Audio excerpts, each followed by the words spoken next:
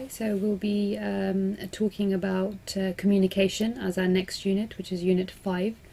Obviously, there are many different types of communication that we can go into, but in terms of this particular unit, we'll be concentrating on how people communicate correctly with others on an individual basis. And again, that will be split up into 3 different levels. So initially, we'll start off with social communication.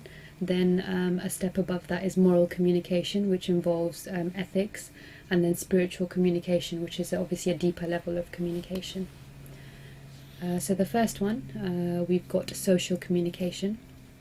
So, the chapter pretty much explains it clearly, but some of the sort of more interesting areas are subjects such as the terminology of how you say something is quite important.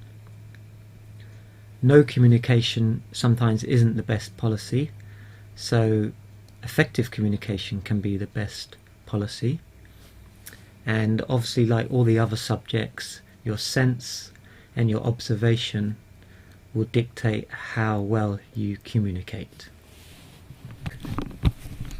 Okay, then the next level of communication we have is moral communication, and that's obviously based on one's ethics.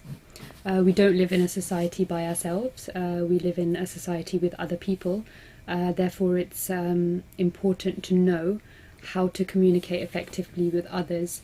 You have to, in certain situations, understand how other people are feeling.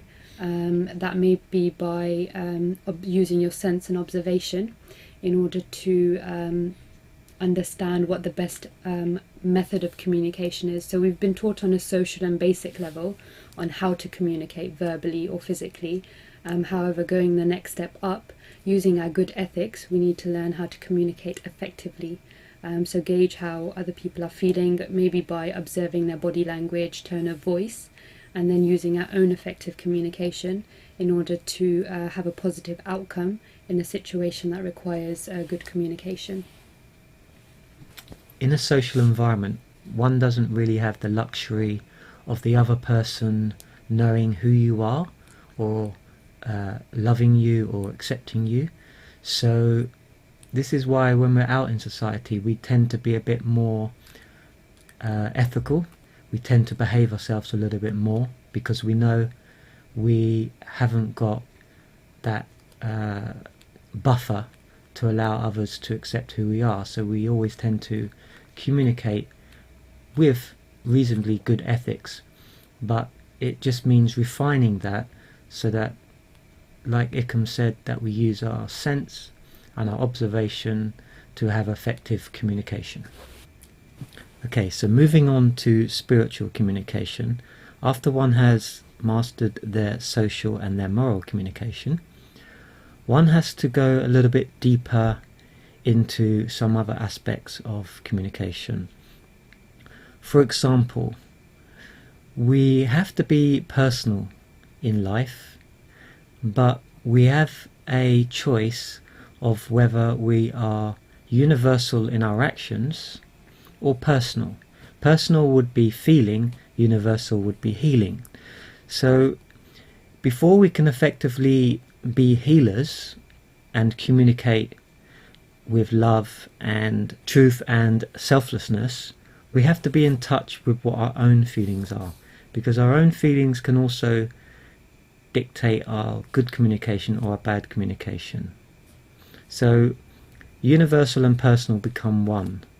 So it's about understanding this, dissecting your own nature and understanding how to effectively communicate with others, and bypassing your own feeling and putting more the universal feeling into aspect.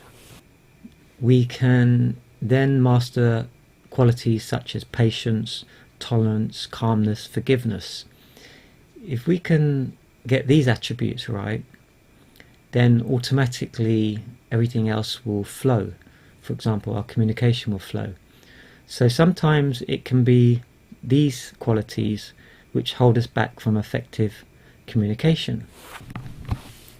Obviously, having these good qualities like patience, tolerance, which lead you to have effective communication, will act as a preventative measure. from preventing you from getting into negative situations. However, there will be times where an individual finds themselves in a situation which is obviously out of their control. It's not their lack of communication or ineffective communication that have resulted in them in being in that situation.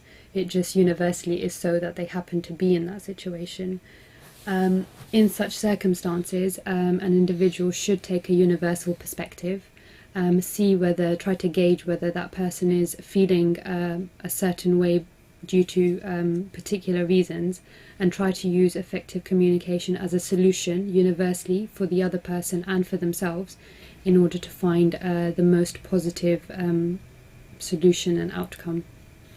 So it's gauging whether the person is in their senses, whether your good communication is going to be effective depends on their receptiveness.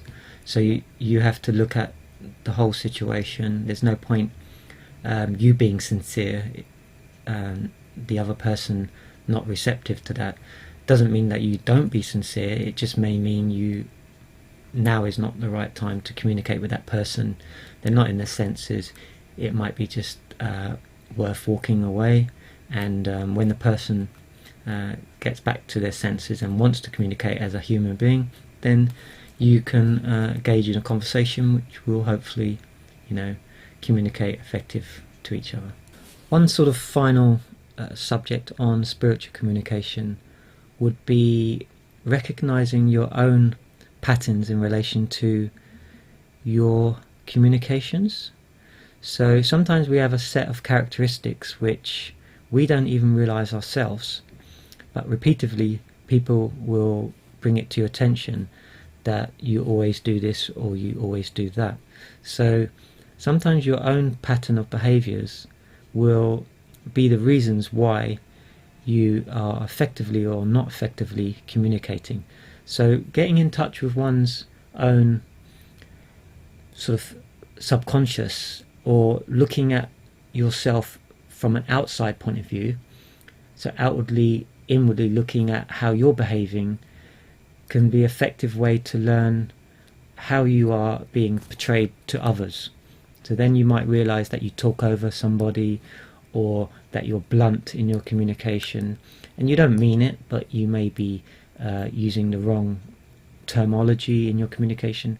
So it's about learning how your pattern of communication is, and trying to change that. So being more effective in your communication. So even if it means just for a split second holding back, you would usually say something like, "Can you pick it up for me, please?" So just holding back a little bit and saying, "Look, that person's sensitive. Let me just say, would you mind picking it up for me, please?" So just changing your tone and adding "please" will make that person be more receptive to your communication.